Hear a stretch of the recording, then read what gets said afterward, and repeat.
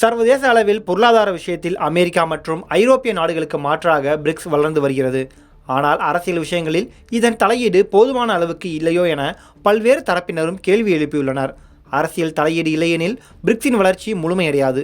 இந்த சூழலில் பிரிக்ஸ் சர்வதேச அளவில் மூன்றாவது சக்தியாக உருவெடுக்குமா என்பது பற்றி நிபுணர்கள் விளக்கியுள்ளனர். 4 தினங்களுக்கு முன்னர் இந்தி டிவியின் செய்தி இணையத்தில் ஒப்பீனியன் கட்டுரை ஒன்று வெளியாகியிருக்கிறது. சையது சுபைர் அகமது எழுதியிருந்த இந்த கட்டுரை மிகவும் கவனம் பெற்றிருக்கிறது. அதில் பிரிக்ஸ் அமைப்பின் செயல்பாடுகள் பற்றி பரிசீலனை செய்யப்பட்டிருக்கிறது. குறிப்பாக நேற்று வரை அமெரிக்காவின் கூட்டாளியாக இருந்த ஐரோப்பா தற்போது 2வது பெரிய அரசியல் சக்தியாக உருவெடுத்திருப்பது பற்றி விளக்கப்பட்டிருக்கிறது. இந்த மோதலுக்கு முக்கிய காரணம் உக்ரைன் ரஷ்யா போர்தான். இந்த போரில் ட்ரம்ப் தடாலடியாக ரஷ்ய அதிபர் புதினுக்கு சப்போர்ட் செய்திருந்தார். இதை யாரும் எதிர்பார்க்கவில்லை. குறிப்பாக ஐரோப்பா கனவில் கூட இதை நினைக்கவில்லை. ஐரோப்பிய நாடுகளின் தலைவர்கள், முக்கிய புள்ளிகள் இந்த விவகாரம் தொடர்பாக ட்ரம்பை நேரில் சென்று சந்தித்திருந்தனர். இருப்பினும் அவர் வழிக்கு வரவில்லை. தான் பிடித்த முயலுக்கு 3 கால்கள் தான் என்பதில் ட்ரம்ப் உறுதியாக இருந்தார். எனவே அமெரிக்கா மீதான நம்பிக்கை ஐரோப்பாவுக்கு தளர்ந்தது.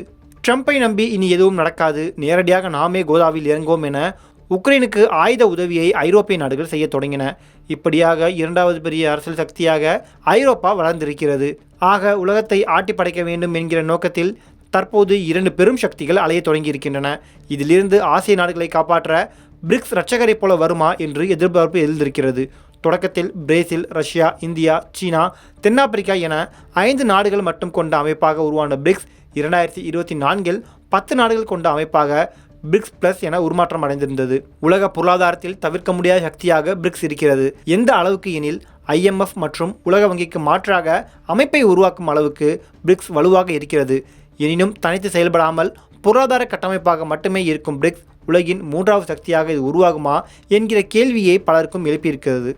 சிரியா விஷயத்தில் பிரிக்ஸின் செயல்பாடுகள் பூஜ்ஜியமாக இருந்திருக்கிறது.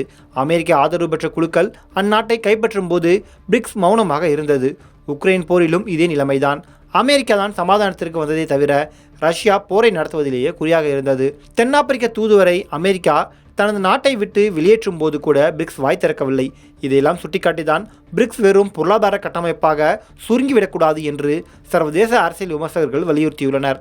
சர்வதேச அரசியலில் முக்கியமான தீர்வுகளை பிரிக்ஸ் முன்மொழிய வேண்டும். பல்வேறு நாடுகளின் நலன்களை பாதுகாக்கவும், குறிப்பாக தென்னாப்பிரிக்கா போன்ற நட்பு நாடுகளின் நலனை பாதுகாக்கவும் பிரிக்ஸ் முன்வர வேண்டும்.